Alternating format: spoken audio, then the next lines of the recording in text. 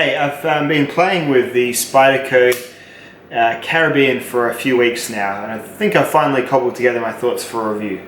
So this will be the full review of the new Spyderco Caribbean from the Salt line of knives. Of course, I'll be taking it down to tabletop, showing you some use footage, showing you some comparisons to other knives, and talking about what is a very cool, very promising new addition to the Spyderco lineup and pocket knives in general. Stay with me, folks. Alrighty, so what is this knife for? Who is it for? This is a knife for marine or corrosive environments. This would be a wonderful knife to take with you kayaking if you are going on a sort of overnighter, maybe even some saltwater rafting or something like that. This is a knife that is for those people. That's the main purpose behind it. It's their spin. However, it functions completely well as a harder use everyday utility knife. It even functions pretty well as an everyday carry knife for all of life's standard jobs. The features that give it this spec are the overall rust-proof nature of the materials involved. Even looking at the G10 handles here. G10 is a very much impervious to the elements material. It's a plastic composite that has a fair bit of tech involved in it that means it is strong and very stable. It has been carved and shaped in a way that is both highly visually striking, so something you may not lose as easily as, say, a grey knife, but is also very grippy and ergonomic too. That's just the handle, of course. The actual science behind the steel is pretty cool. So this is LC200N blade steel. Previously, H1 was Spyderco's and generally most people's high rust resistant steel. It would be either that or titanium, or maybe N680 if you are Benchmade. LC200N is quite near the cutting edge of the rust-proof steel niche of the steel market, in that it actually has pretty decent edge retention as well, which is really a first. You used to be able to choose either rust resistance or edge retention and pretty much have one or the other, whereas this is a really good compromise between, well, all three of the great attributes of blade steels, in my opinion. It is in fact a fairly tough steel as well. As in, it's not going to roll or chip or break on you either. So a really, really cool leap forward in steel technology was the LC200N. I'll speak about that a bit further in the blade section of the review. But yes, the liners are made of that same steel as well. So the liners, often in these sorts of knives, you'll have a stainless blade, which is great, but then the liners will just be some standard 400 series, which, whilst relatively stain resistant, will still rust. These ones are made of LC200N as well. And also the usually stainless steel hardware is titanium also. So the screws and the pocket clip also titanium. Standoffs titanium. It is all done with the ultimate intent of being, having no weaknesses here in terms of, even on the original other LC200N knife, the Spidey Chef from Spyderco, it had a stainless steel detent ball which would rust eventually. This doesn't have any of that. This is all stainless. Very, very cool indeed. So that's how the purpose of the knife is fulfilled, via technology. So specs and comparisons for this knife. So looking at the overall numbers, you've got a total length of 217 millimeters, which is 8.54 inches. You've got a blade that is 3.7 inches long, 94 millimeters. You've got a closed length or a handle length of 4.48 inches or 123 millimeters. The blade edge is almost the entire length of the blade. They are giving it at 3.67 inches, 93 millimeters. That is like 1 millimeter less than the entire blade length, just according to Spyderco. So maybe they don't count the slight protrusion where it comes out. So there's that. The weight is 4.2 ounces or 119 grams. Not a heavy knife by any stretch, but not a super ultra light knife either. It's getting towards almost being twice the weight of a Spyderco Delica, but a much bigger knife with a thicker blade. Speaking of thick blades, the blade is 3.5 millimeters thick. It's about a full millimeter thicker than the Delica blade, about on par with, say, a paramilitary 2 or something similar. Speaking of paramilitary 2s and all other knives, let's go through some visual comparisons. I always find these help when I am summing up the size of a knife. So let's look at it next to a Spyderco Delica. So there it is closed next to the Delica. You can see it has a bigger footprint in the pocket. And then spine to spine, you see it's got a thicker blade and a general thicker, boxier construction than the Delica as well. And just the overall total length puts it definitely in a size class above the Delica. Looking next to a pretty interesting comparison, the cold steel American lawman. You see when these are closed, they actually take up almost identical real estate. They're both sort of hand-filling knives when closed. Puck, hockey puck sized, type knives. Not quite, but getting towards being that size and shape. Very similar dimensions overall in both of these. However, the Caribbean is much more blade efficient. So the blade folds, I guess, further into the handle, meaning that you get a better blade to handle ratio. You get, an extra sort of ½ inch on this one, which is really, really cool. Although on the American lawman, you get that forward finger choil, which you may care for a little more. Next to another pretty prudent comparison, the Spyderco Paramilitary 2.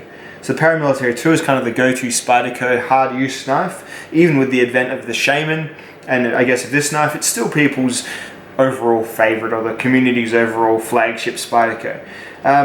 Putting them next to each other, you see the blades are about the same thickness, whereas the Spyderco has a bit narrow of a taper towards the end, but in general you're getting about the same heft.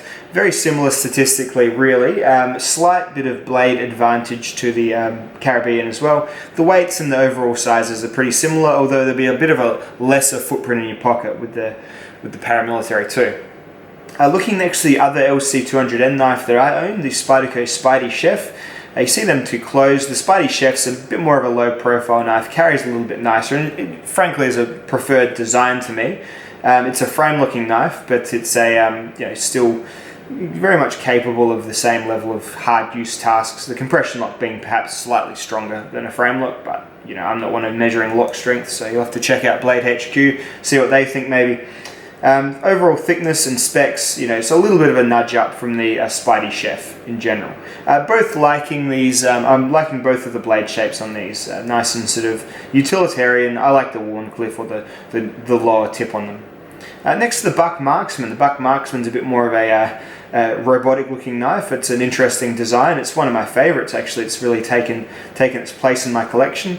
It's a rough sort of size class to this one. Overall, much different knife, a bit more perhaps you get towards a tactical, especially with that Tanto point, but another favorite of mine. Looking at next to a Buck Vantage, this is a small EDC style knife. You see length to length, it's quite tiny compared to the Salt. The Salt's not a huge knife, but I'd say more that the Vantage is a very small knife. And next to a Victorinox Swiss Army knife, just for something that we've all got a reference, we've all had one of these before. And lastly, against the Benchmade 940, a much more slim and low profile knife. Plenty strong, plenty capable as well. So those are the size comparisons. I always find that they help when I'm figuring out how a knife's going to fit amongst my collection. Alrighty, so let's talk about the different attributes of the blade. We'll start with, well, the blade. So the blade of this one is a LC200N Wharncliffe style blade.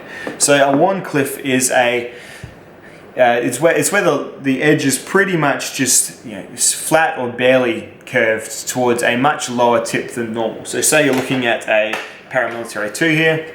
This is what you'd call either a drop or a clip point, as in the tip is much more pointy. It's pointing out right, following the thumb a little bit more. So your thumb is pretty much in line with the tip, so you're giving the old thumbs up, you're pointing the tip at something. Whereas this, the thumb is pointing this way and the tip is pointing more or less down towards the table. So these make for good sort of against surface knives. So Wharncliffe, the legend behind the Wharncliffe blade or the sheep's foot blade is that they were issued to sailors because it would stop them from getting drunk and stabbing each other when they mutiny and all that sort of thing. I'm not sure how much truth is in that, but that's kind of the legend. And generally a lot of sort of fishing knives and marine knives would be Wharncliffe because they are around, I guess, inflatable things, so less likely to puncture things that aren't meant. So one of them is a more interesting tale, so I guess you can choose which one you recycle and tell you to your friends. But yeah, Wharncliffe's knives generally were meant for cutting thick bits of rope. You'd place it on the sailor would place it on against the deck of their ship or against the handrail, put the rope underneath it, and then struck the back with a wooden mallet, and that'd cut their thick sailing ropes. And the Wharncliffe was made just as a cleaver style, like mini cleaver style blade to be able to do that. It's another sort of, maybe it's a tall tale, but it's another thing I've seen or heard about the Wharncliffe blade shape. And in reality, it becomes a really, really handy blade shape for everyday carry as well. It still has a sharp tip. This right angle, or slightly greater than right angle, does form a perfectly capable piercing tip, which I've had no issues with at all. It doesn't feel like you're carrying around a blunt knife. Yeah, stabbing someone might be a little bit difficult. You might have to alter from your, instinct and sort of curve the knife up a bit and then stab, but I could definitely force this through my hand if I really wish to. Certainly don't, but in terms of absence of tip, it's not as dramatic as you'd maybe suspect.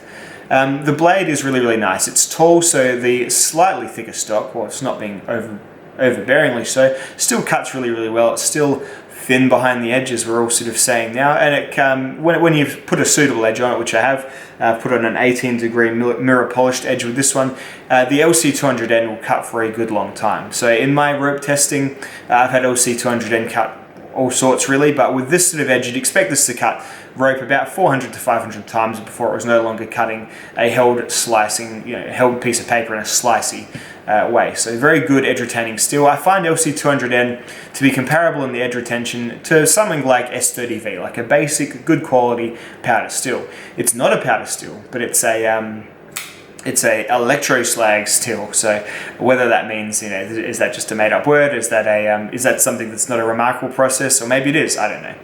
But that's just a bit of background behind the steel. The cool thing is that it won't rust. I've left this steel overnight in salt water very recently, not on this knife, but on another LC200N knife.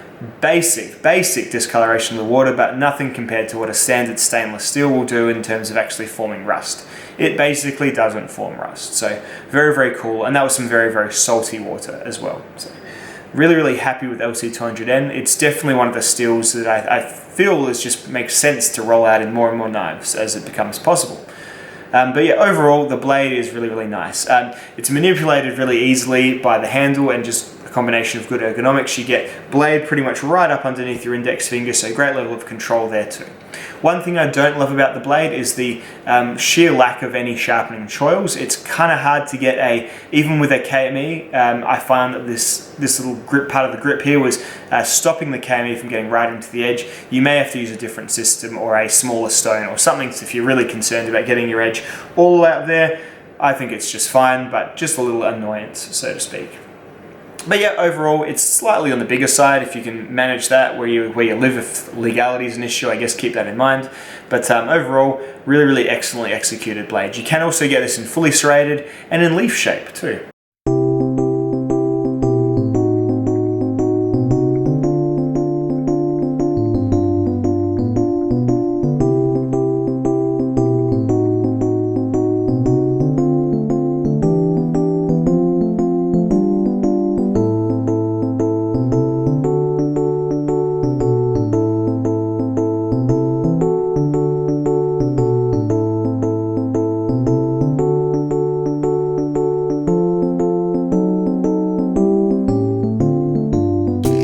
So with regards to the handle it's an odd looking thing, but it is a very, very practical thing in hand. It is rough and ready, but without having all the trappings of usually having a rough G10 handle.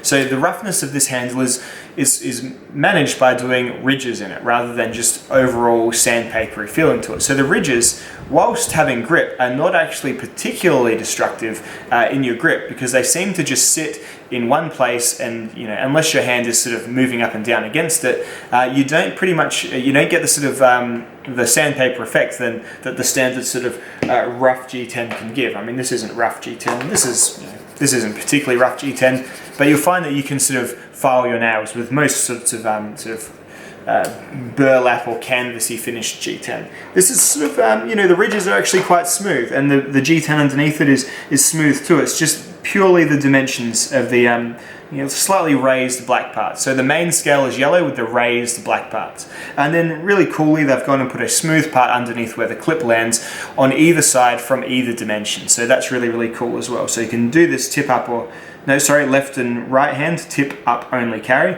and there is a groove on either side, or not a groove, a landing platform for that clip, so you don't have to worry about it scuffing up your pocket. So that's some cool design there on the handle. Overall, it's a nice sort of hourglass shaped handle, like in your hand, so you've got a wave there that fits your front, fits like your palm and your two larger fingers there. No issues at all with grip, and in fact the grip is really well enhanced by both of these ridges, the natural shape of the knife, and also some pretty subtle but just enough jimping on the back of the spine there. So really happy with the overall handle, how the knife feels ergonomically in your hand. The pocket clip, it's the spoon style clip, which is lower than usual, but I believe it's done with the intent of being more ergonomic rather than sort of lower carrying, because it's not really made to be a concealed pure EDC knife. It's probably made to clip onto something where it's within reach quite readily, and so it probably wasn't a main consideration of them when designing it, so I'm not really going to dock it points for not being deep carry, so to speak. There's a lanyard hole that goes through the clip. It's really the same clip as the Spyderco Paramilitary 2, just with a hole in it, which is also very similar to the Delica clip, if not the exact same clip, just made of titanium, so there you go. Very cool. The whole execution of handle, ergonomics, clip, lanyard placement, totally fine with me. So really good ergonomic knife to use, and pretty okay to carry as well, thanks to the very sort of intelligent use of the G10 there, rather than just going super rough like probably the temptation is to do. Look, in terms of carry, this is a bit of a large knife in pocket, so reminding me a bit of the American Lawman, bringing that out again.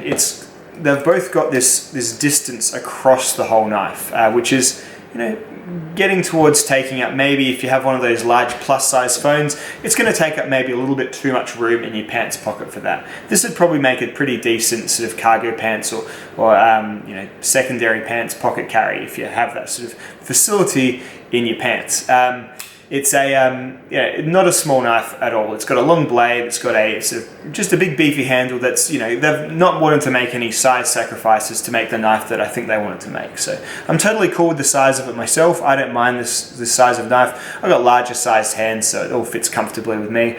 And yeah, I think to shrink this one down might have been a mistake, because you start getting things like these distances here encroaching on sort of the larger sized hands, which make it less comfortable. And it is what it is for the purpose that it's made for, and the size and carry do suffer a little bit for that purpose, but it's the sort of thing that I wouldn't recommend someone, if they want a really lightweight EDC carry, get something like a Delica or something like a Benchmade 940. The profile will be just much lower in general. So it's just the overall carry. It's fine for what it is, it's fine for its size, but it isn't a subtle carry knife by any sense. Look, the overall execution of the knife, I love it when that company has a clear intention and they meet that intention through the design. It's just well done through the little things like making sure the clip's got somewhere nice to sit, through the use and choice of the different steels and locks. It's executed really well. A cool thing about this knife is that they've gone and used the compression lock, which is a bit like a liner lock and a triad lock crossed between the two. So it's like a reverse liner lock that pinches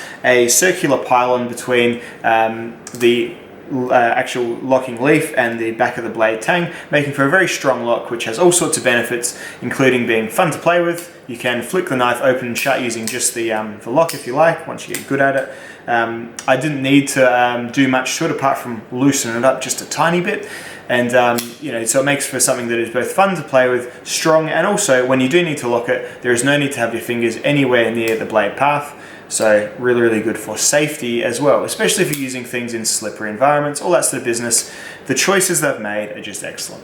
Look, I would prefer the Wharncliffe myself, but I can see the Leaf might be a little bit more of a popular choice, just owing to having a more distinctive tip and just being a bit more conventional looking. The serrated versions would last really well as rope cutting knives because of the extra edge retention that the steel gains. But they're not for me either. But it's really cool they've given you all those choices. The colorization of the G10 is probably not for everyone, but it has a purpose as well. And as does the roughness, as does all of the hardware. Being the titanium clip's not the best looking thing in the world, but it's for a purpose, and I just can't help but be a little bit impressed by just going all out. We're not trying to please everyone here, we're just trying to make a knife that is for this exact reason. And they've done it really well. So I think the execution overall is great. So I'm going to wrap this up with just the pros and maybe cons of the knife. Like the pros are going to be pretty probably apparent by now, and the cons, well, I guess they're just things more to be aware of rather than actual flaws or faults maybe. So the first pro is the steel. LC200N is one of the best steels on the market at the moment, just because it's so balanced. Like, it does have edge retention, it does have toughness, and it does have rust resistance.